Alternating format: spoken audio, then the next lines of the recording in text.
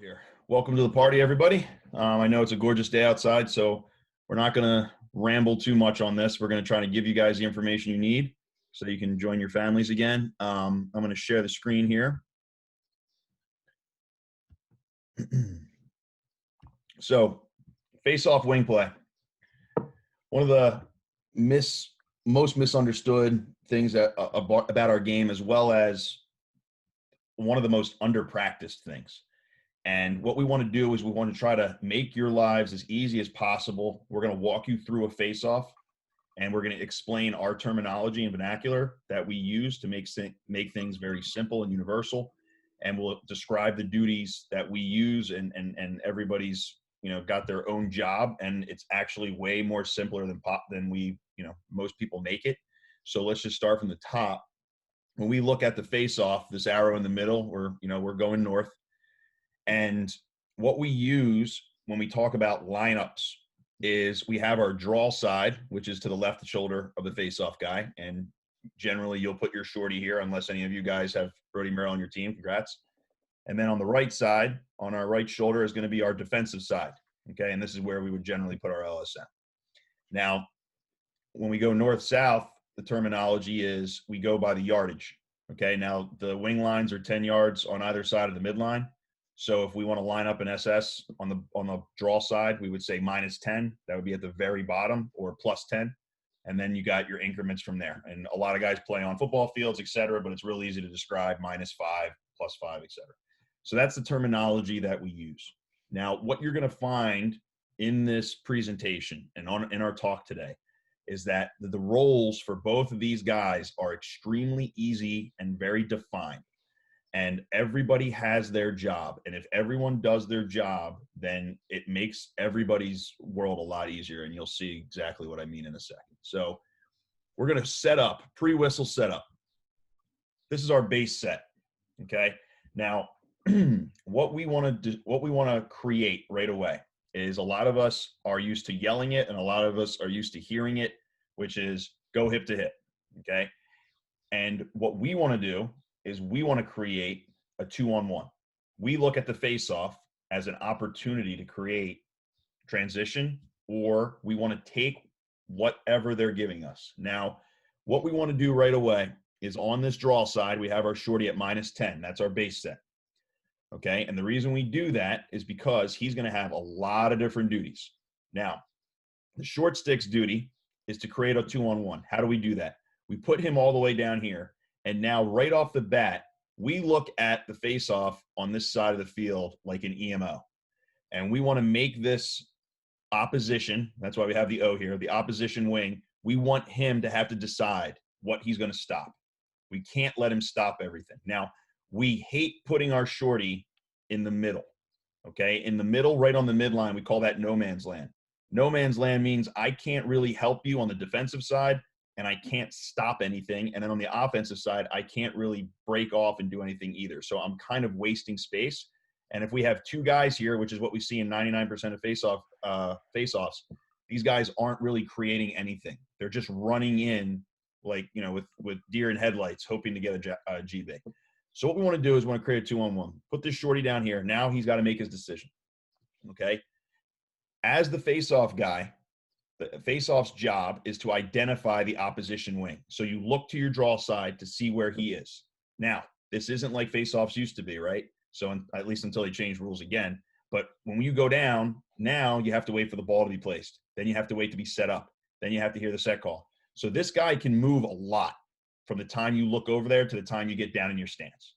Now, this is where the shorty's biggest job comes in. He gives the audible call. The audible is very simple. We don't want guys having to yell, "Oh, hey, guy, Greg, check the wing," or "Greg, look up." It's very simple. All you have to do is yell the face-off man's name 3 times. And I know that so let's just walk you through this. I go out to the face-off X. I look over at the shorty. He's -10. I look at the opposition wing. He's taking away the break. Okay, so let's say he's +5. I go down into my stance, assuming that guy's still standing there. My look right now is going to be a TTL throw out to the wing because I want to use him. If he slides upfield and crosses that midline, if he crosses the midline from the last time I looked at him, I hear my name yelled 3 times loud by the shorty, that's the audible call. That's all I need to know. I know that my look has just flipped. It's gone from going to the SS to going out here into space forward, okay? Makes my life real simple. On the LSM side, on the defensive side, he has one job. We scout and we take away whatever the face-off guy on the opposition loves to do the most. We take that away. So we're going to line up accordingly.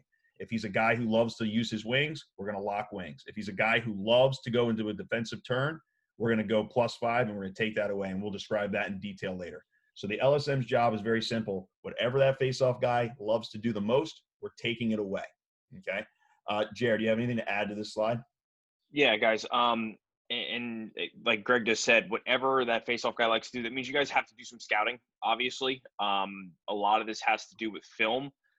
Educating these 1 or 2 guys on the SS side or 1 or 2 guys on the LSM side. They should be watching just as much film as the face-off guys, because remember, we're training these guys as a unit, not just, hey, there's a face-off guy and then these 2 other guys who just kind of are doing something.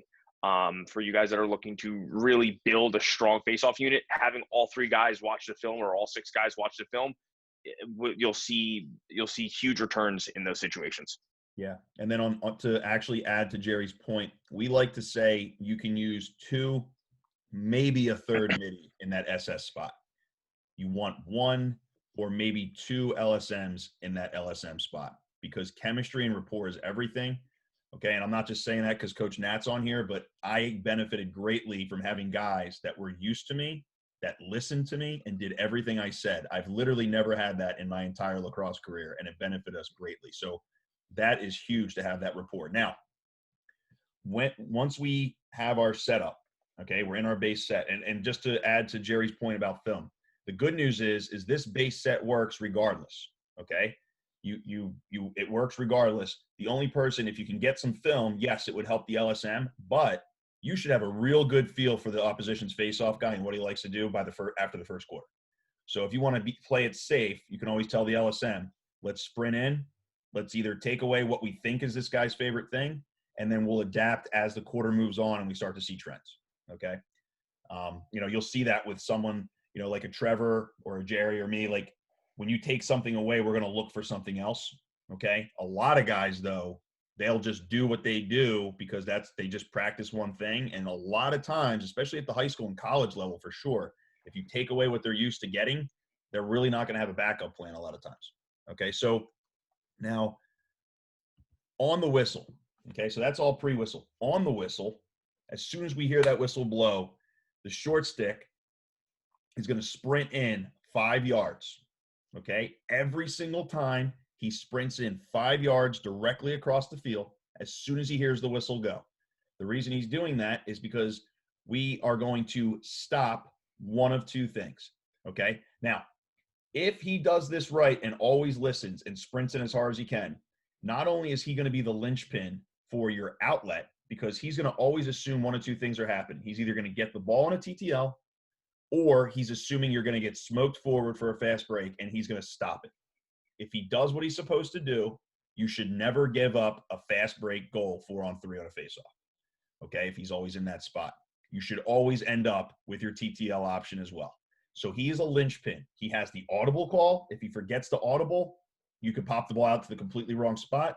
If he doesn't work hard and he's not a sprint in guy for 5 or 10 yards, most likely you're probably not going to feel anyway. But if he's not listening and sprinting in from that spot, then you can give up a break, or you could not be open for an easy TTL exit, okay? So that is the shorty's responsibility on the whistle. Do you have anything to add to that, Jer? I think if anybody is looking to write something down right now, take a picture of your phone of this. This is the most important thing, I think, in face-off wing play, just because, again, you will never give up an odd man rush in this situation if this guy does what he's told every single time.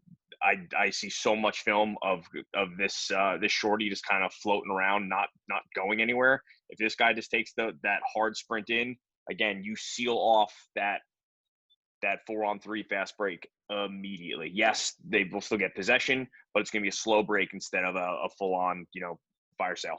Yeah, and huge, especially in 50-50 games, right? So, we sell that -10. dead bottom of the line, not -7, not -6. Get every inch you can. Okay, so on that whistle, the LSM on the defensive side has a job as well. Okay, but his is a little bit more dynamic just because it depends on who we're going against. All right, so here are our duties. We have options. Okay, let's start with option 1 down here in the black. A lot of times we'll go against a guy who just loves to push it forward. Okay, and that's what most face-off guys learn first. They want to create transition, get it out. There's a lot of kids that'll just rip it out on a knee. They're the easiest bait for this. Okay, but your first option as the LSM. Now, we don't have to worry about stopping the break. What we want is to create a little bit of chaos, okay? You know, like the man down mantra, right? When we're playing man down, make them have to make that extra pass. Make them have to make that extra play. That's your goal here. If this guy pops the ball forward, the LSM's job, in our game planning on this, is to sprint into this -5 and make him have to either goose it back perfectly, scoop and turn into a check, something to make him have to throw it back under duress, okay? Now, our option 2 is, if you watch film of TD or Trevor, guys who like to finish that clamp and love that defensive turn, that counterclockwise rotation, okay? So what we're going to do is we're going to tell our face-off guy, you are going to force, if you lose a clamp, you're going to bail on it, and you're going to force, going belly to helmet, this guy back every time into that counterclockwise motion because we know he likes to do it. And what we're going to do is allow him that exit so we can force him into a double team. So we call that defensive exit trap.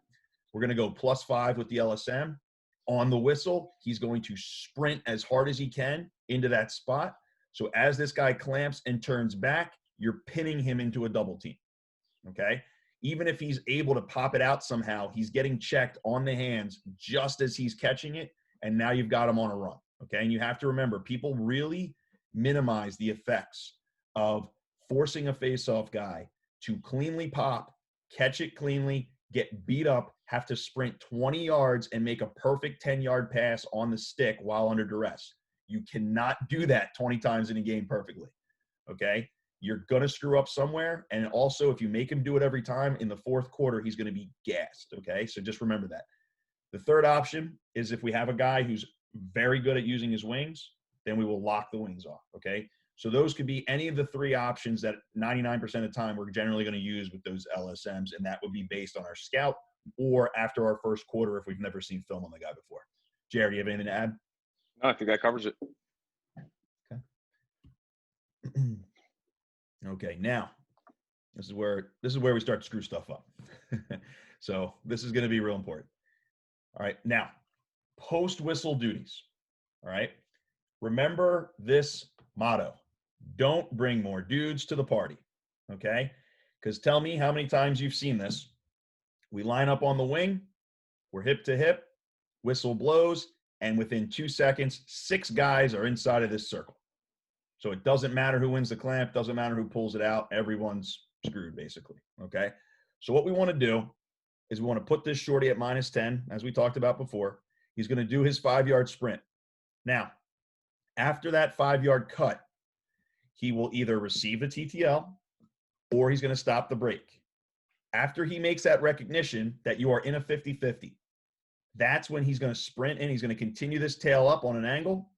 Now, this dotted line represents a draw circle or a soccer circle that you see on a field, okay? It's about 10 yards from the center, okay? 20 yards in diameter. This is where we want to be right inside of, okay? And I know it's going to go completely against the bloodhound instincts of a wing, but if he runs in, he's bringing this guy with him, and now nobody wins. So what we want to do is we want to follow the back of the jersey as our face-off guy rotates. And yes, he's in a smaller, tighter circle, so he's going to rotate quickly. This guy has to be the only person out there, and he's going to rotate hard, and he's going to come around, and he's going to stay behind his face-off man. The reason he's going to do that is because it keeps our 2-on-1. So now opposition has to make his decision. Is he going to stop the wing, or is he going to do what 99% of wings do? Run in here and stay on top of this face-off guy, okay? Now, we will go over this next week on the knee down when we recognize where to look to pop our ball out. But before the whistle, all audibles are audio. After the whistle, all audibles and all decision-making is visual, okay? And we train our guys for this. So knee down face-offs, standing face-offs, whatever. You're in a 50-50. We teach our guys, in order, if you have the ball and you're going to finish your clamp, you saw down, you stomp your feet. And as you saw down and stomp your feet, okay, let's pretend like our guy's right here where this green and black intersects. He's going to stomp his feet and he's going to look to the left. That peripheral vision will cover all this area. If he sees feet, then he knows that the opposition wing came in, because those are the only feet he's going to see. He's going to toss that through his legs all the way out here. This is the only guy out there. So we could either get it on our defensive side of the field and we have possession, or it could end up being an easy 4-on-3. Okay? And I guarantee you that if he puts a ball through his legs to an open wing and goes down and scores, there's no way the coach that you're going against is going to let him keep that guy naked anymore. And what happens after that? Easy, clean exits to the left shoulder. Okay? We've made, to be honest, as a face-off guy, and Jerry, tell me if I'm wrong on this, the hardest thing for face-off guys is, after a grinding 50-50 for 10, 15 seconds, getting out and cleanly exiting and knowing exactly where to go. Okay? So by keeping the wing 8 yards behind you, you have now created 8 yards of space and 8 yards of decision-making for a 2-on-1 with that LSM. So if you see the cleats, throw it through your legs. If you don't see cleats, you exit to the left shoulder and you're home free. Okay? So we've cleaned that up and made it very, very simple. Okay? And like I said, we'll go over the decision-making process and the visual portion of that for the knee down guys next Sunday. Jared, is there anything to add to that? Yes, if coaches, if you have if your opposition starts staying with your wings, what we like to tell our guys to do is called the seal and peel. You make sure that he is in front of you at all times, because if that guy is in front of you and the ball pops out 5 yards behind everybody, all's your wing has to do is push off his hip and rotate to the outside, peeling off, and he's gonna be first man to the ball. But if he's inside and he turns around, he's going to run right into another guy, or he's going to see the numbers of his opponent. And what can he do? He can't touch him from behind. So we like to tell our guys, always be the outermost guy, but keep your hands on his hips, because let's say that the ball does squirt out 2-3 feet and it becomes a check off. He can just reach over, get over the top of him. Or if that ball does go far, which is what we're trying to do, push down on the hips, rotate outside. Yeah, perfect. And I know it's going to blow some people's minds. You never want to be the box out guy on a wing play. It totally limits. You have to really get lucky to come up with the GB if you box out. And we're going to move to the LSM portion of this so you understand a little bit more about that. So LSM wing duties, okay? Post whistle, he's going to line up based on one of those three options, okay? For right now, we're going to pretend like we're just coming in and we are going to run in and we're going to try to get to the face-off guy after a 50-50. So we wanted to talk about taking away his favorite exit strategy. Now, what you want to do if you're boxed out, so if these guys sprint in and the opposition gets in front of our LSM, that's totally fine. We're going to camp out on the back hip of that LSM, okay? Now, if you're based on what hand you are, if you're a righty, obviously you'd be on the right side. If you're a lefty, you'd be on the left side. But either way, you're going to camp out on one side of those hips. So that way, like Jerry said, you can peel if you have to. If the ball comes to him, it's an easy check on the hands, and then you're going to take it anyway. So you've really limited any of his ability. And as well, if he's boxing you out, that means he brought you all the way in here. So now we have an LSM standing right over top of their face-off guy with their own shorty in the way. So he's created his own mess while our guy is outside, okay? Now, if they don't box you out, what you want to do is you want to camp out on the back left shoulder of the face-off man, not the back, the back left shoulder, because every face-off guy has to lift that left hand in order to exit. If they don't, it's going to be a sloppy exit anyway. So what you watch for is once that left hand comes up in the air, you know he's about to come out. So then what you do is you stay right there. If he turns, he's turning right into you. If he goes forward, you check his hands and you steal the ball before he can pop, as he pops it out, okay? His only real option is to try to go back door, and even then you have a 6-foot pole. You can cross right up and make his life hell by trying to pick that up, okay? So you've taken away all of his options except for something absolutely executed perfect that he would have to do flawlessly, okay? So that's the LSM's job post-whistle on a 50-50. Jared, do you have anything to add to that? No, I think you nailed it. Again, guys, remember, train your LSMs to realize that the second that ball releases into the air, that guy's fair game. He doesn't. You don't have to let him catch it. You don't have the second the plastic comes off the ground, he's a midfielder. So don't let, for some reason, some of these LSMs think, oh, once he catches it, then he's fair game. Ball's in the air, they can grab it, they can check his stick, whatever they need to do. He's on the menu. Great point.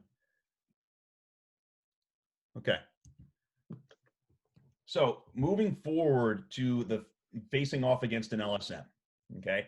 Now, there obviously are very few LSMs that are very skilled and capable in understanding of the face-off position. We spoke about that. We think that should go up, and it probably will. However, there are very easy ways to face off against an LSM that don't cause you to have to force it. The number one thing we preach, and we've been doing it for years, is telling all of our face-off guys to face off SNG against a long pole.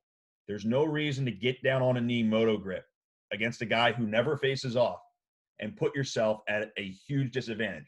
That'd be like going down on your knee to dodge from X, right? So what we're going to do is we're going to go standing neutral grip. We're going to go down in our stance. We have two calls, and they're pretty sophisticated. Up and back, all right? Now, the first one up is so here's the misconceptions, right? Is people say, we want the wings to get in there, use their wings, use your wings. You can also use your wings as decoys. Now, I'm sure we can all agree, 9.5 times out of 10, if you put an LSM out there on the face-off, what are they going to do on the wings? Lock off, right? That's the goal.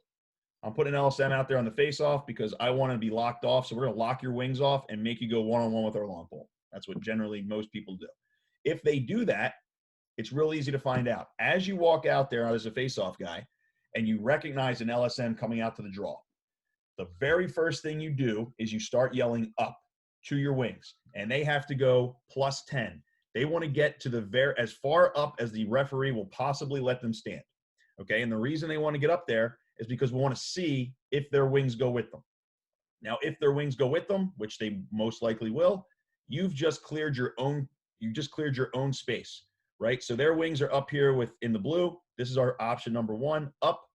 So what we're going to do is we're going to go SNG, clamp, turn, pop out with absolutely nobody within 20 yards of you on either side. So now you only have to worry about popping it out in front of the LSM who's on your back. If guys don't do that, they get burned all the time because they keep their wings where they are. And now they're trying to do this with an LSM coming on and the wing crashing in. And it makes for a messy ground ball. So just make your life easy. But here's the real reason we're doing it. You do 2 or 3 face-offs that way. The LSM starts to get privy to what you're doing. And then you come out there and you give a back call. Yell back as you walk out. Your guys come all the way down here. Wings come with. And now from here up on the entire field is nothing but wide space for you. So you line up SNG, pinch and pop against a face-off, an LSM who has seen you go backwards 3 times in a row, thinks you're going to do it. You pop it forward, and this is the easiest goal that you'll ever score in your life. Okay, 4-on-3 naked with nobody within 30 yards except for an LSM who's chasing you way behind. Okay, so the up and back calls make your life so simple. Now, if you notice when you go out there on the first face-off and you say up and nobody comes with your guys and the wings stay where they are, even better. You know, say they have their wings right on the midline and they're just going to crash you. Clamp, turn clockwise, throw it through your legs. We have a 5-on-3. Okay, so damned if they do, damned if they don't. But the most important thing is as soon as you recognize the LSM walking to the X, you yell up so you can check to see what their strategy is. Jared, do you have anything else to add to that? Yes. Again, like you were saying, just keep that LSM guessing because they're going to try and sniff out what you're doing. Just because he's an LSM does not mean we can't take him forward, that we can't cross his face. More often than not, an LSM is not going to throw a move. He's just going to step to space. So if your face-off guy is creative, there's a lot more exits than just forward and backwards, but these move sets will set up whatever direction he goes. These move sets are going to work for, but they don't necessarily have to be a pop out to the left or a TTL or a defensive exit. He can cross his face. He can defensive turn and go out the back. These will these cover. This will cover all of his exits, but just don't hamstring your athlete to just either a defensive exit or out the front. Yeah, Jerry's right. Guys are smart, and you'll have to figure out who's done it before and who hasn't. I can tell you from my own experience against an LSM, I have used only pinch and pop forward or defensive draw against an LSM my entire professional career. The thing that hinders an LSM is they have to start with their hands on the ground. So because they have to start with their hands on the ground on the whistle as you're plunging the ball, they're trying to stand up, and that's where you get them. So, that's where we want that space there. Now, just a quick note here on EMO faceoffs. When we go man up on a draw, what we tell our guys is 9 times out of 10, the man down unit is going to try to take away your draw side pull, your draw side exit. Okay. They're going to try and cover this guy. Now, most guys leave the guy up here. Okay. We always say the same thing. Whichever one of these wings they decide to cover, we are going to bring him -10. Why? Because we're going to dare you to lock off our wing 10 yards over the midline when you're man down. Okay. Now, surprisingly high amount of times they'll come with him, which makes life real easy. Okay. Sometimes they won't, and they'll only go up to midline, and that's no man's land, which means they can't stop anything anyway. If this guy's open, we implore our guys to throw it to him. Okay. SS is going to cut in hard. He's going to assume you're going to win the clamp, and you're going to come in behind him. Okay. Now his job is to do that and pull their guy down. Wing 2's job is to help you on this 2-on-1 face-off, because that's what we've created by bringing this guy all the way down here. Now, this guy, if their wing comes down here, is stuck in a position where not only does he need to win this clamp, but he's got to pull it out. He's got to scoop a ground ball against a 2-on-1. So if things are going great at the X and you're winning your face-offs that day, that's great. What we like to do is tell our wing, if I'm winning and I'm having my way that day, I tell this wing to move all the way up to +10 and on the whistle, cut straight in front of me so that I can clamp, rotate, and throw it out to space for a 4-on-3. Okay? If things are a little bit even, 50-50, then what we'll do is we'll be safe and we'll tell this wing to come in, and he's going to camp out on that left shoulder like we talked about before. So that way I have my exits, but he's not going to have his. Okay? So that's, for me, I just have to get it out, and I know I'll win the face-off. For him, he has to get it and out-scoop 2 guys. So we make our lives real easy. Now, I didn't make a man down slide because our man down slide is very simple. If this was man down, we would have the same setup. We would take this wing out of here. Okay, we would take, the shorty out of here. We would take our LSM and we put him at -10. Why give up a dunk? We already know we're good chance we might not win this face-off because it's 3-on-2. So we're going to do our best. But if we don't win the clamp, we're not giving up a 4-on-3 break. We're going to keep our guy down here nice and safe. Okay. And that's the way that we kind of look at that. Jared, do you have any other insights on that? No, I think that's pretty solid. Again, cannot stress enough, guys, trying to out scheme yourself basically in a hard, in a man down situation. Just get back in the hole if you lose, and just make sure you're not giving up an easy play. Yeah. Now, I do have some clips here that we broke up. Nothing too spectacular, but I do want to kind of go clip by clip just to recognize some stuff that I noticed earlier. There were a couple clips that had some good stuff on them. So here's one from a Notre Dame game. So this is Charlie Leonard. He's facing off. Now you're going to see they have their pull on that right side, on that defensive side. Richmond is heavy against the fast break. Okay, Charlie's a sensational athlete, and they're really worried about that. So what they have, and you'll see them come in the screen late, Notre Dame is -10 right now. They're in a base set. Richmond is close to -10 on the right side too. All right, now on the whistle, we get some action. Okay, boom. Now, he came in. He was guarding against the break. Richmond gave him, this exit, and they knew it. He knew before the face-off, this guy was +10 on the other side. So he knew that if he could just get it on this side of the field, he'd be good. He does a sensational job of getting the clamp.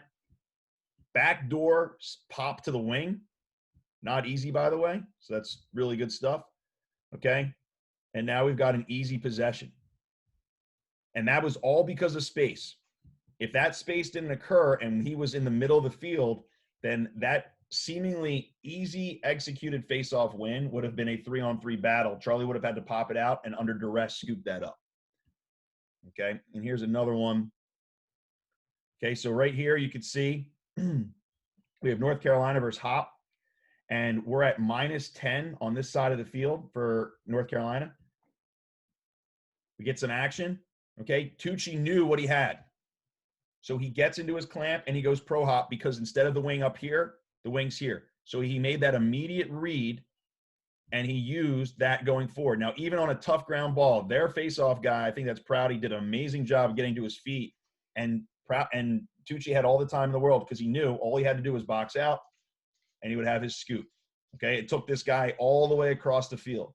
So that was an easy ground ball for him. All right, and then I think there's also one in here.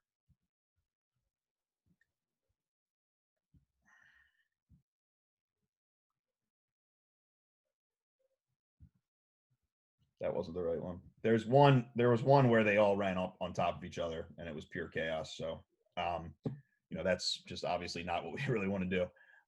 But that was kind of our base set stuff for the face-offs. And I assume that because we kind of cruised through everything right there, we would have some questions. So I wanted to go over to the chat.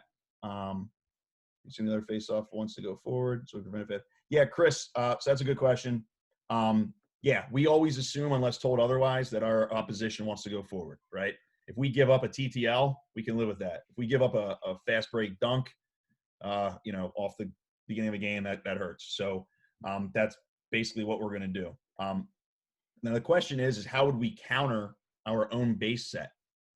That depends on what our opponent does. That's why we have that tree of 3 options for the LSM. If I'm going against Jerry in a game and he's using my own base set against me, and I notice that he loves to use his wing, I got to take that away from him. So what I would probably do is move my LSM up. I would go +5 to try to cut off both sides of that, make it a harder exit for him, and then we would go accordingly. Now, there's something really important to remember now. These base sets and these 50-50 face-off wins, the wings can do whatever they want, but if your face-off guy isn't doing what he should be on the scouting report, it doesn't work, right? So we could say, look, we're gonna pin this guy on that defensive exit trap. But if I get locked up on a 50-50 and I'm stubborn and I just keep trying to rotate and do whatever, and I end up burying my face in the ground, he can pop it over my shoulder and we're in trouble. So it's important that all 3 people, especially the face-off man, are on the same page. Let's see. So Matt asks, is the exit trap +or -5? So it would be -5 for my opponent, but we always speak in terms of ourselves. So it would be +5 for me, 5 yards over the midline, forcing him back into his counterclockwise rotation to get doubled. This is actually a good question. Would you still recommend SNG versus an LSM face-off guy who's trained at facing off? Yeah, I think that's yeah. Even more important, Brian. Yeah, even more important. Me and Jerry have laughed about it. We've been doing FOA clinics since 2012, and most of the long pole middies that I've faced off against in MLL or PLL games are guys who either are coaches or have done clinics that have hosted us that we have literally taught what we're going to do against an LSM. They know it, but they can't stop it because when you're standing and you're decisive about your upper back, there's really nothing they can do. So yeah, there's so much you can do when a guy's knee down as an LSM. Standing neutral grip, you have to literally guess perfectly. You have to execute perfectly at the same speed as the face-off guy. Yeah, I think it's pretty funny hearing a lot of these comments. People are like, "Oh, LSMs are going to eat on these new rules," when in fact it's only going to become harder for these guys because it used to be a race where one guy was starting on 2 feet and the other guy was starting on a knee. Who's going to win that race more times than not after the whistle blows? The guy who's on his 2 feet because he has time to chase the man down. Now you got 2 guys on 2 feet. One guy knows when the whistles. He decides where the race is going. It's going to be really tough for LSMs because again, those guys aren't training to get to the ball before everybody else. Now, me and Greg talk about this a lot. If an LSM just came in and was a full-blown devoted himself to an SNG lifestyle, it'd be a problem. But we still have yet to have one guy who, to really dedicate himself to that. But again, it's going to be, if these rules do pass in the capacity that they're in, it's going to be very hard to stop an athletic, dominant face-off guy. They're just going to not be there by the time you know what's going on. Yeah. Mike asked LSM on the draw side or far side when man down. Mike, that's totally up to you. It completely depends on how your day's going, right? If we're man down, but we're 19 for 20 so far, we might not even put an LSM out there, to be honest. But what we'll do is, we'll put them on whatever side we think is more comfortable on the man down. And to be honest, if you're cruising and you're winning your clamps, I would put my LSM real deep on my side of the field. So, I know I'm protected, and then I would just pop it out to myself. So it all depends. If you're giving up face-offs or it's 50-50, we just say drop back, whatever side of the field you feel more comfortable with your wing jumping in and joining the man down is what works best. Let's see. Can you draw? Would the pole be better at the draw side or the D side? Well, that's what we were saying is 9 times out of 10, you want your shorty because they're usually tough ground ball, short stick, and pick it up. It could be your outlet when you pop the ball out. Usually, if you're going to throw the ball out to somebody, you want it to be a shorty who can then run up the field into the offense. Unless you have a remarkable PLL style LSM who you comfortable throwing the ball out to and running through traffic, we say if you have a chance, use your shorty. Repeating what the SS audible call and what that means. Sure. So when you are on the field, let me bring the slide back up for you. I got to reshare, right?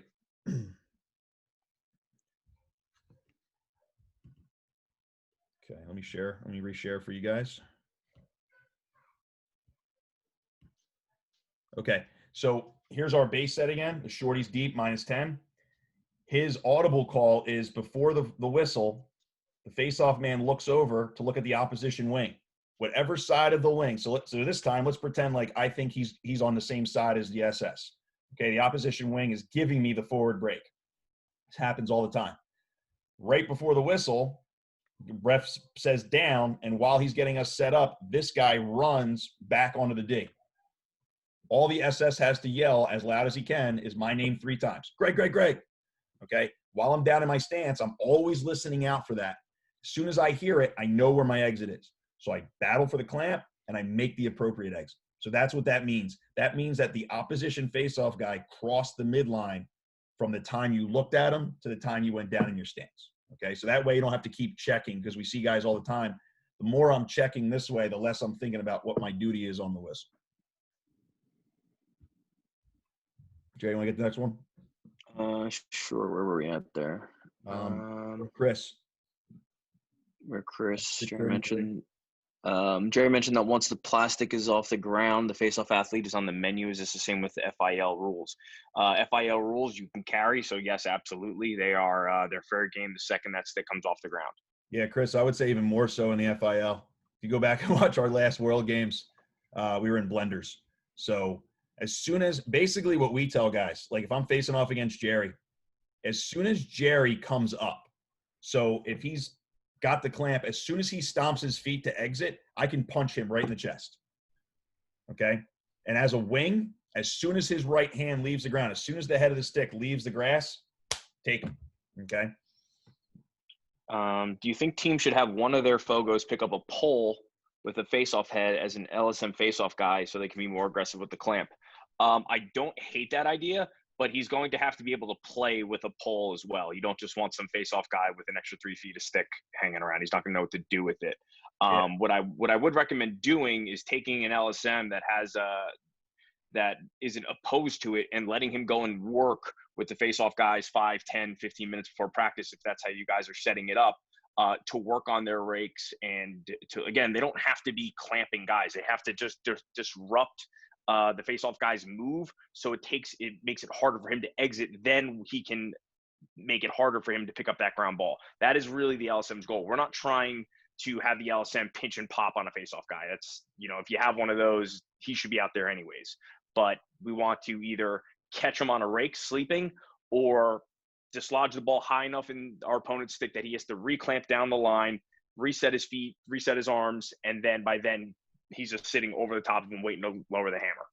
Yeah, that's a good point, Jared. And Cash, I know we talked about it in our first session. Having an LSM on your roster that daily is part of the face-off training portion, where he can use his rake, use his footwork. Not only does it help him in game, but it helps his fellow face-off guys on the field prepare against an LSM. I take face-offs with an LSM all the time, or a long pole all the time with my college guys when they're back.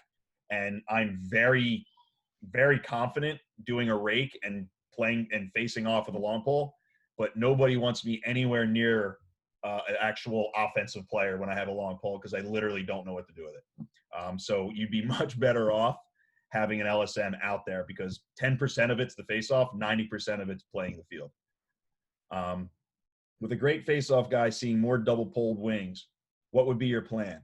So, Jeremy, the same thing we talked about before, okay? If you're going to double pole, we know that if you double pole, you're going to do one of two things. You're either locking our wings off and you're going to ride them and you're going to try to box them out, in which case we would send our guys to spaces that you don't want to be to make it easier for our face-off guy, or they're trying to sprint in and crash the face-off guy. We have plenty of elite level, high-end college face-off guys that if you watch their film, they've probably thrown the ball to their wing on purpose 10 times in their whole career. Those would be the guys that you would set one up -5 and one up +5, and you'd hit him full sprint until he's proven that he's okay throwing it to his wings. However, if it's a 50-50 grind and your opposition is going with a long pole, that's all good. You don't have to change much. Having an LSM is great to contest ground balls, but I've always felt that having an elite level shorty is always a plus when it comes to going against long poles, because it's easier for them to scoop and run through traffic.